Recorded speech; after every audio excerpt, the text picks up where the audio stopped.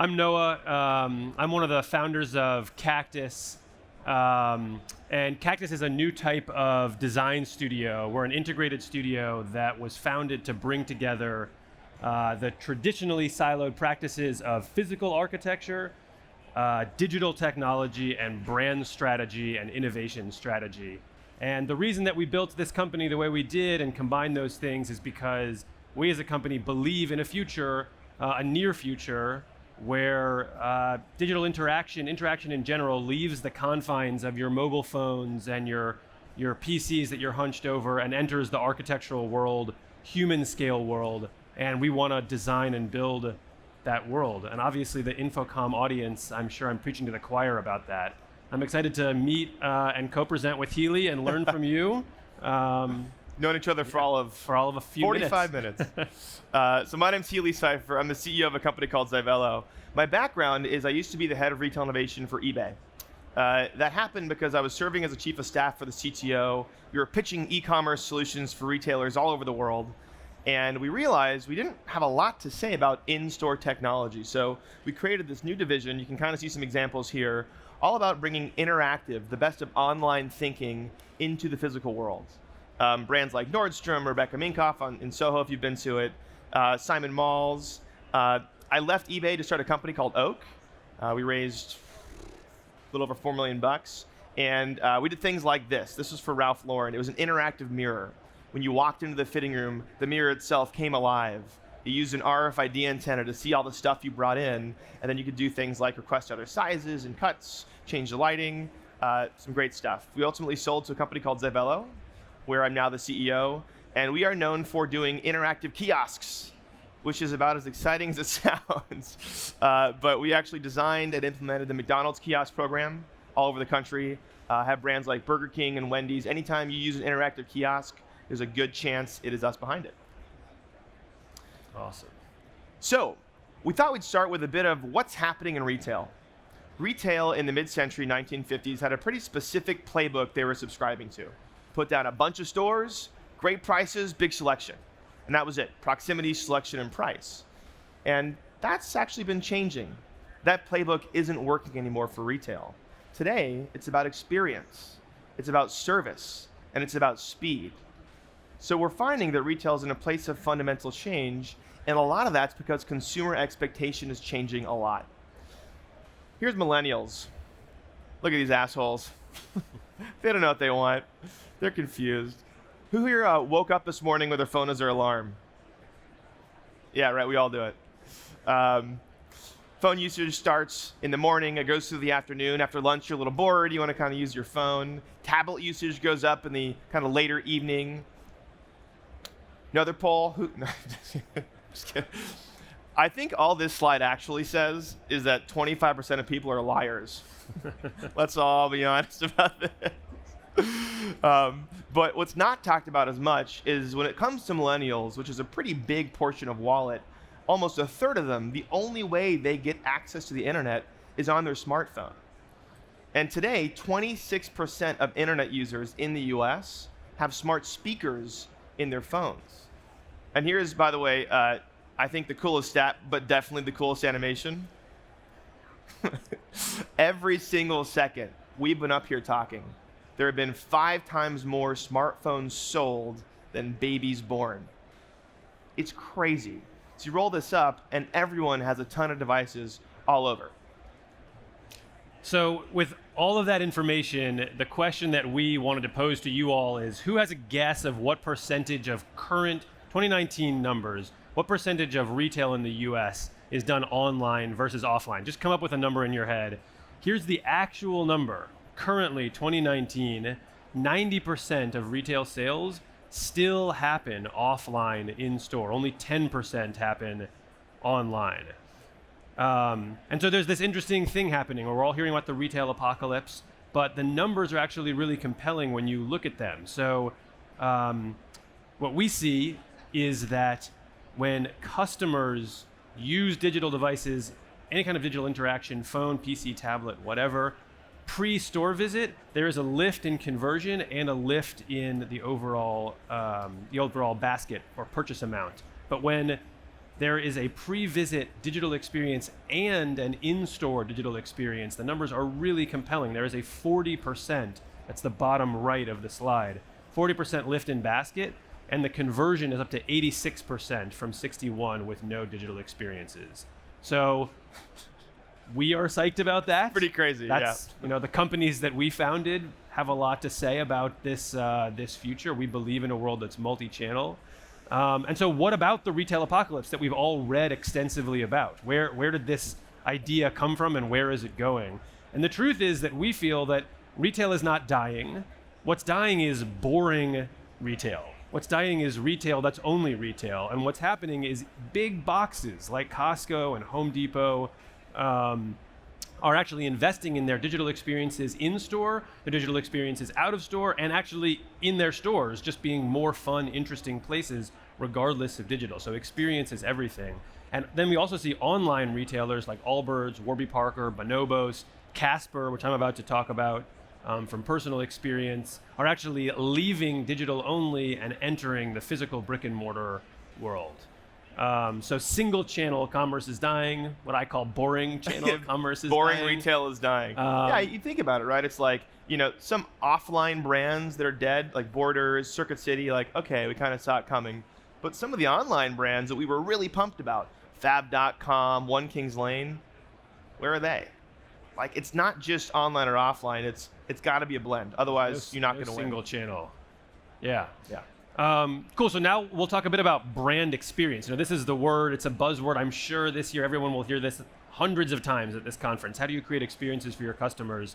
This is what Cactus was founded to do. And so I'll take you through 3 quick case studies. I don't know if people have seen this or are familiar with this project in the audience, but this is the Casper Dreamery. This is a store that is not really a store, but it is a retail experience that is now open in Soho. And this is a place where you go online, you book an appointment, and you show up and you nap.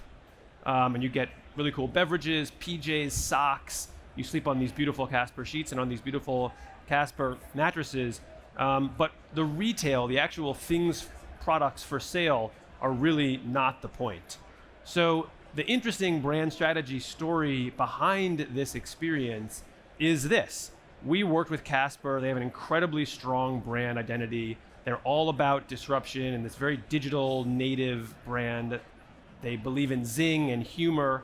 And we asked them, what do you want your physical presence in the world to do to the neighborhoods in which it exists? Imagine Soho before the Apple Store. Imagine Times Square before public seating was there when they closed Broadway.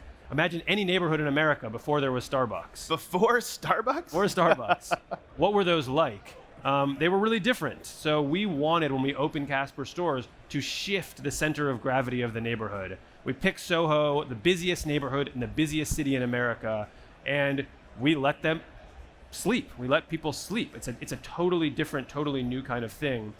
Here's some original concept sketches from initial meetings in the project, where basically the whole idea that we came up with was we want to have both Casper's sleep brand aspects, which are obvious, I suppose, to everyone, and also their daytime brand aspects. So all the lift that you get, the health benefits, the good feelings, etc., positive outlook that you get from sleep, that's a big part of their brand. It's how good sleep can affect your life. So for the store, we basically modeled the whole store footprint over this concept of from night to day and back again, the back and forth of night and day. We wanted the store to emanate daylight and wakefulness actually into the neighborhood, but also advertise this rear area where you nap.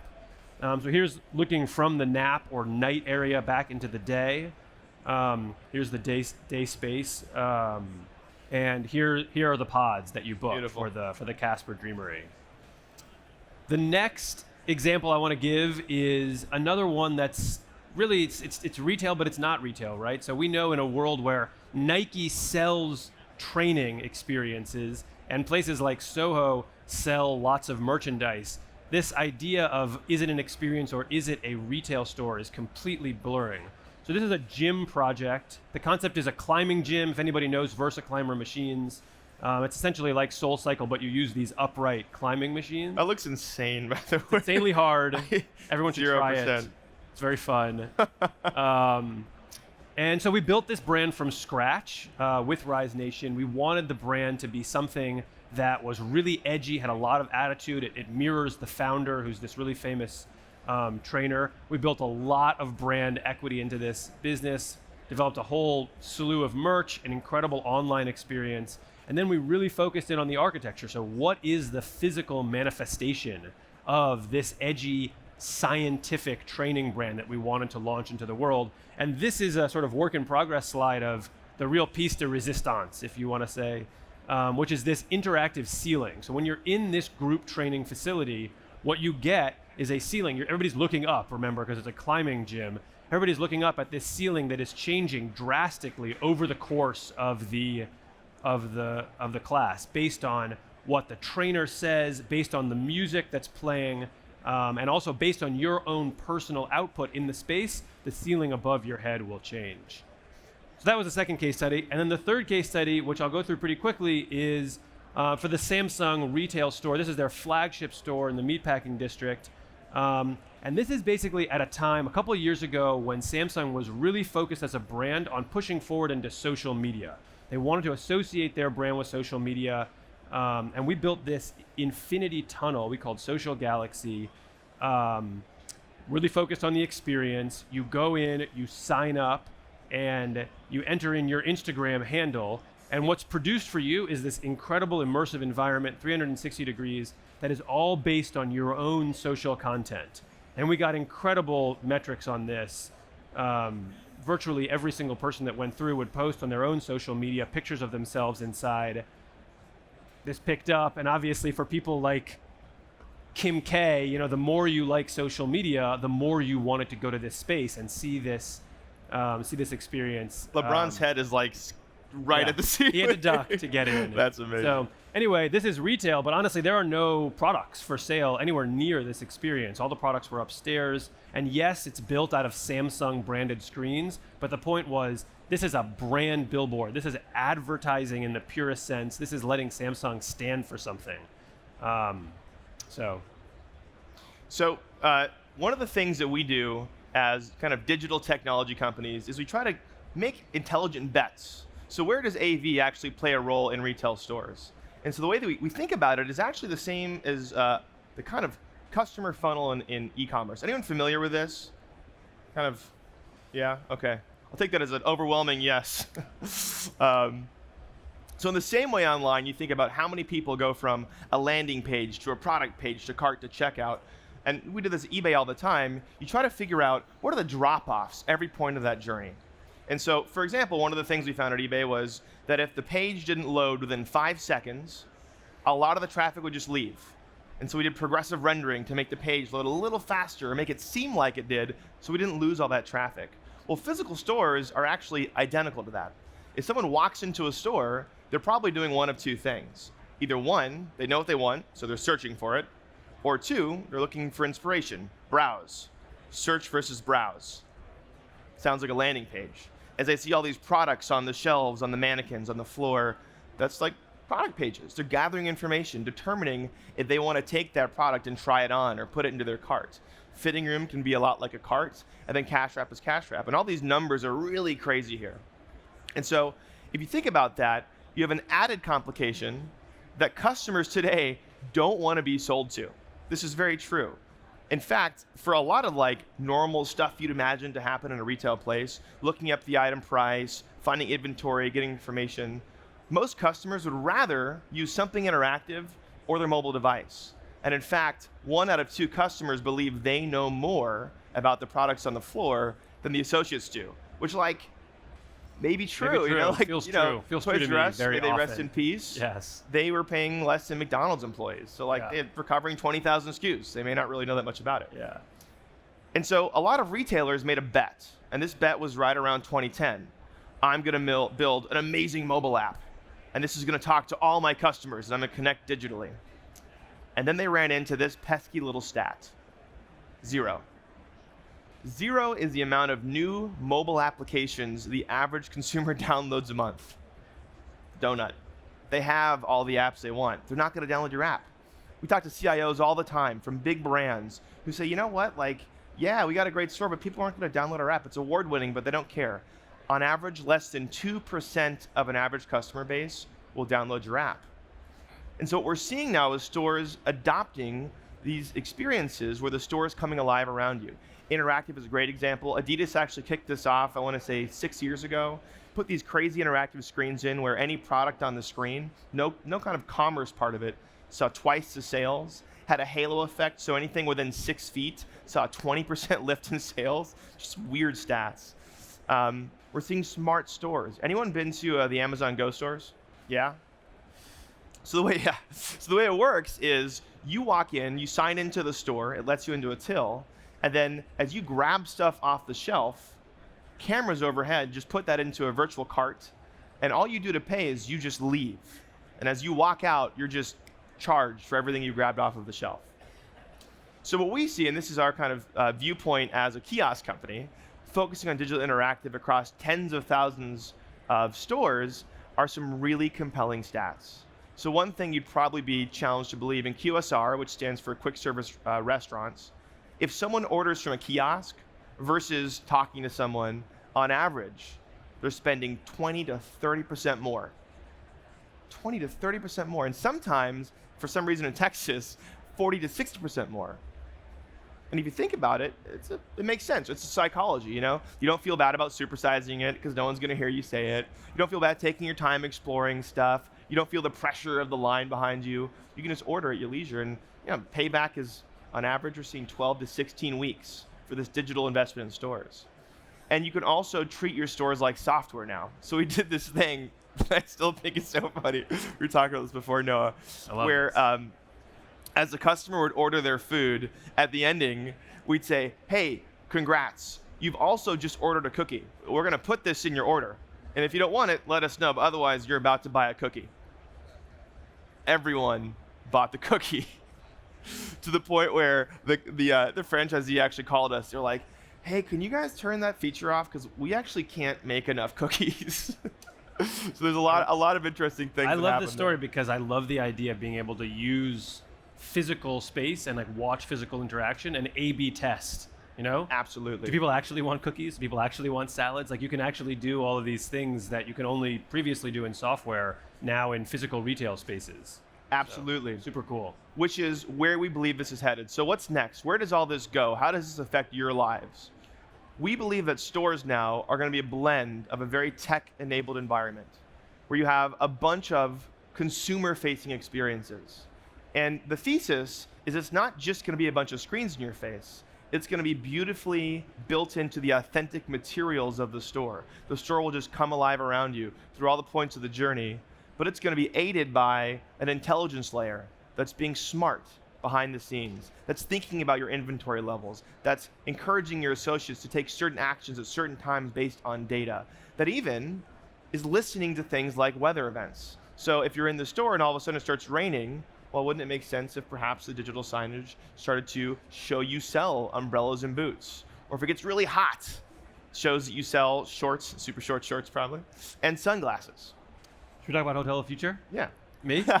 Well, the ending. We can do it together, yeah. So basically, I think the idea is, this topic was retail, but really the idea is that the physical space that we all occupy, whether it's in your home, in your office, in a store, in a hotel, anywhere that is architectural built environment, in the future, there should be adaptivity and experience that's built in a way that you can actually, as an individual, get response and also give input to the environment around you. And sort of, the sky is the limit for this.